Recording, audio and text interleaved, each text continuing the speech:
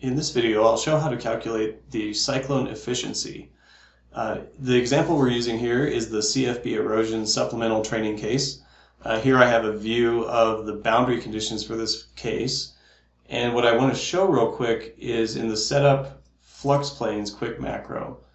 Just as a reminder, the flux planes were configured in this example to have one flux plane crossing the cyclone inlet horn and another flux plane crossing the cyclone dip leg. And so to calculate the efficiency of the cyclone, we can compare the flow rate of particles across the inlet horn to the flow rate of particles that are going down the dip leg. If it was 100% efficient, all of the particles that pass this plane would also pass this plane.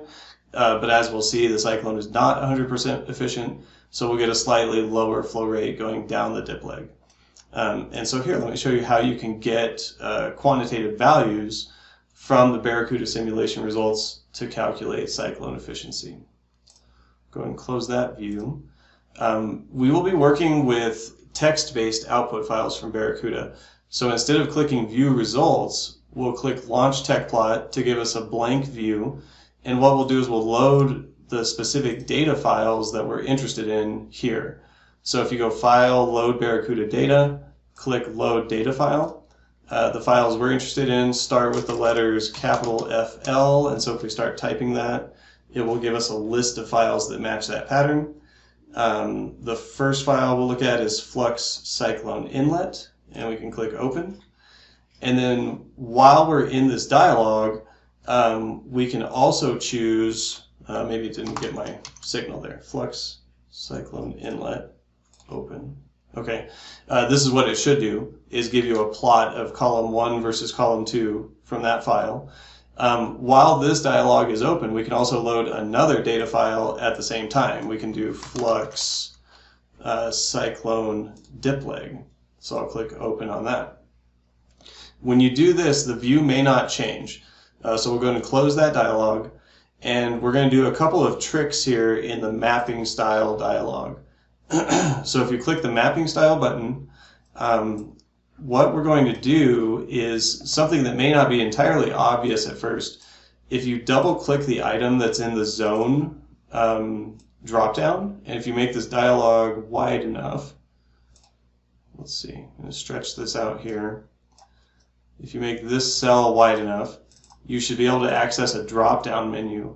And so you can choose between Zone 1, which is the Cyclone Inlet file that we loaded first, and Zone 2, which is the Cyclone Dip Leg file that we loaded second. So let's leave this as Zone 1.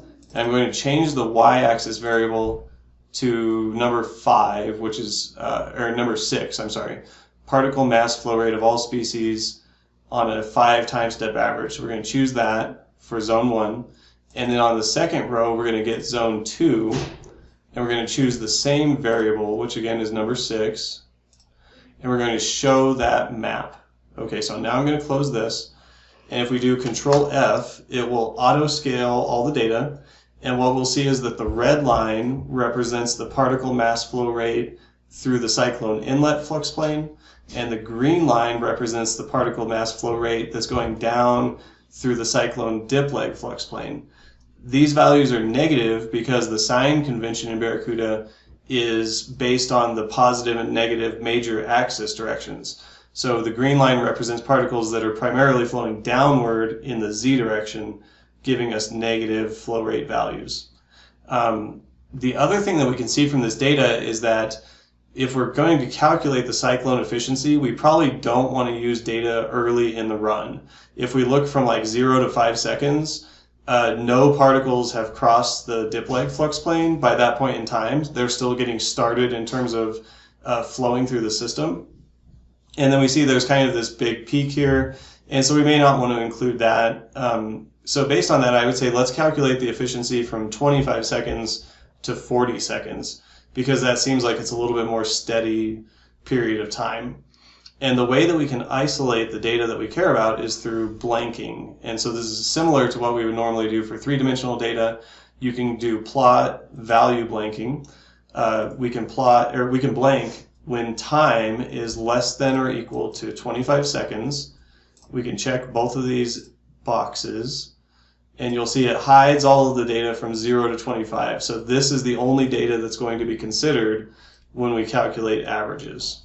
So I'll go ahead and close that. And in order to calculate the average, we're going to do something called perform integration, which is under the Analyze menu in Tecplot. So click Analyze, Perform Integration. The type of integration that we want to do is just an average.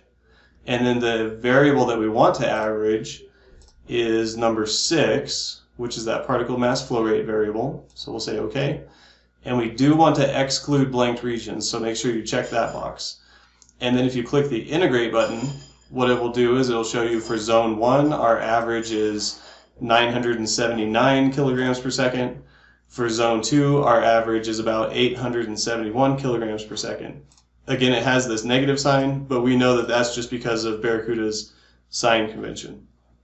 So to calculate the efficiency of the Cyclone, I've set up just a little bit of a blank spreadsheet here. If you know the Cyclone inlet horn flow rate, in this case 979 kilograms per second, and you know the Cyclone dip leg flow rate, 871 kilograms per second, the efficiency is the ratio of the dip leg divided by the inlet horn times 100. And so in this case, we see that this Cyclone is about 89% efficient. And so this is one way that you can calculate efficiency based on the information coming out of Barracuda. And that concludes this video.